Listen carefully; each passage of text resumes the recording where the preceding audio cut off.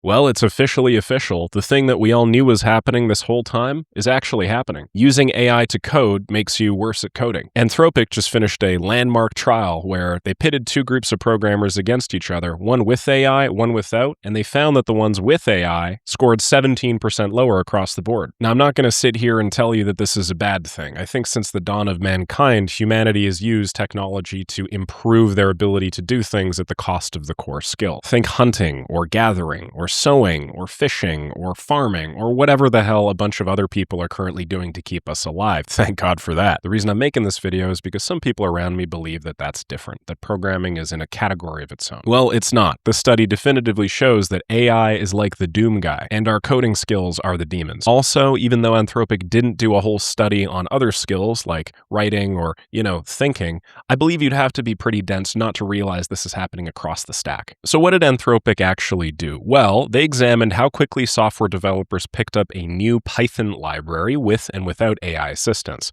and whether using AI made them less likely to understand the code that they just wrote. They found that when you use AI assistance, that leads to a statistically significant decrease in what they're terming mastery.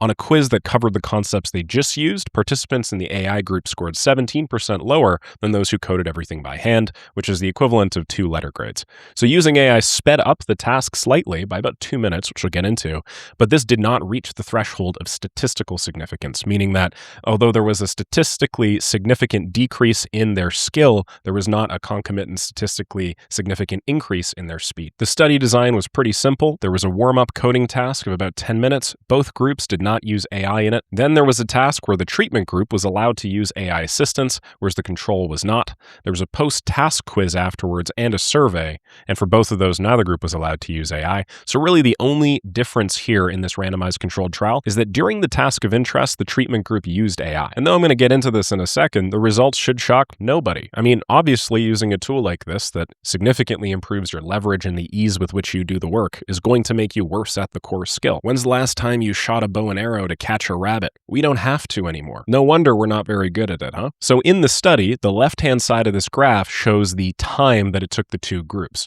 Blue over here is AI, and orange is no AI. So blue took about 23 minutes with these error bars above and below, just to show that there's some statistical variability in the results. Yellow, that had no AI, took approximately 1.75 minutes longer. Statistically speaking, that is not big enough of a difference to say that there was a very large difference between the groups. Contrast that with the second graph that shows the quiz score. The group that used AI scored about 50%, whereas the group that didn't use AI averaged somewhere between 65 to 66. Now, I should note that Anthropic's not just crapping all over AI usage here. They expressly noted that previous research they've done has showed that AI can help people complete some work tasks by 80%. And that seems like that might be a little contradictory to what they're talking about here. But importantly, the previous study measured productivity on tasks where they already had the relevant skills, whereas this study examines what happened when people learned something new. What they're suggesting is AI, at least its usage in the completion of a task, hinders one's ability to learn while doing the task. To me, this is about as impressive a result as the study that showed that multiple stab wounds were harmful to monkeys. Like, obviously, if you're trying to learn something, it makes sense to make the learning of that thing difficult. You have to approach it from different angles. You have to attempt different things. And ideally, you would do most of that hard work yourself, because how else is your brain going to grow? Kind of like if you were at the gym doing a bicep curl and your buddy all of a sudden starts helping you up. Would you expect to grow the same if you did all that work versus if your buddy helped lift? No, obviously not. Despite this not being what I'd consider to be the most groundbreaking of results, I think there's some solid takeaways. The first thing, and something that I personally felt back in 2020 when I first started using GPT-3, that's the predecessor to a lot of the really smart models that we have today, is that AI improves your leverage, but it does so at the cost of eroding your core skills. The way that I see it is there's two forms of production. There's horizontal production, and then there's vertical production. Now, horizontal production is when you take an approach, one that you've already established, one that already works, one that you've already learned, and then you just multiply it. Maybe you're a business that came up with a cool way of making soap. You start selling the soap and it works. So what do? You buy more factories. You're not necessarily innovating on anything here. You're not really doing research and development. All you're doing is you are growing Okay, the base of factories capable of producing some cool product. You can also think of programming in the same vein. AI has expanded our ability to grow horizontally. We can produce a lot more of well-documented, well-established product. But it does all of this at the cost of vertical growth. What is vertical growth? Well, at least right now, that is our own ability to apply human ingenuity to a problem and then develop better ways of doing it in the first place. For example, if horizontal growth is going from one soap-producing factory to 3 soap-producing factories, vertical growth is coming up with a new method of soap production that allows you to produce what you previously would have required 1,000 factories to do so with just one. The unfortunate thing is vertical growth is super hard. It typically occurs in bursts and bits and pieces spread throughout our economy, whereas horizontal growth is sort of that slow, incremental add-on to a pre-established process. The situation where it makes the most sense to use AI is one where you actually already have a fair amount of solid skill built up. It's where basically your foundation or your base is quite strong. That allows you to grow horizontally at a very fast rate. You can produce more writing, produce more code, you could produce more applications, produce more websites. But all of this occurs at a cost. Because you're now focused on horizontal expansion, you're not doing any vertical expansion, aka often you're not working on the core skill at all. So rather than sit here and bitch about how it's the most terrible thing in the world, it's not. It's just the reality of using tools and technology. Better for you to make this trade-off knowingly and willingly rather than have no clue what you're walking yourself into. Because there is this erosion of core skill, I would recommend you just don't rely on models for everything. You pick and choose what parts of your life it makes sense to hand off, let's say, to an artificial intelligence. For instance, coding. It's an economically valuable task. I don't think it's going to necessarily be the primary lever moving forward, with models being able to do it so much better and faster than us.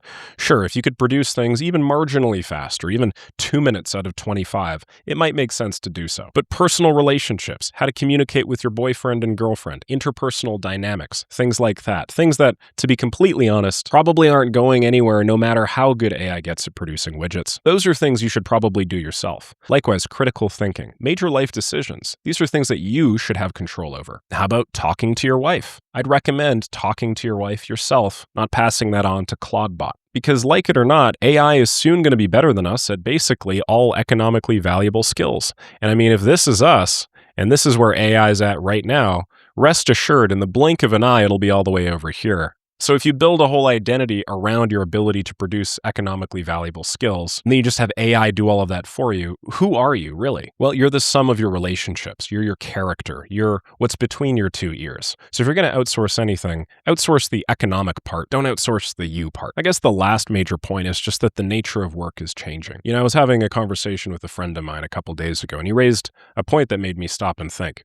I was saying something along the lines of, with robots being better than us at doing basically everything. They think smarter, they think faster, their brains run on silicon, they can think at the speed of light, not the speed of our biology. Will there be any future career for people at all that isn't complete bullshit? And he said, I bet you if you took a random hunter-gatherer out of the woods from 10,000 years ago, or even a farmer from 2,000 or 3,000 years ago, and you showed him what you do on a day-to-day basis, there's no way in hell that he'd say what you're doing is economically valuable work.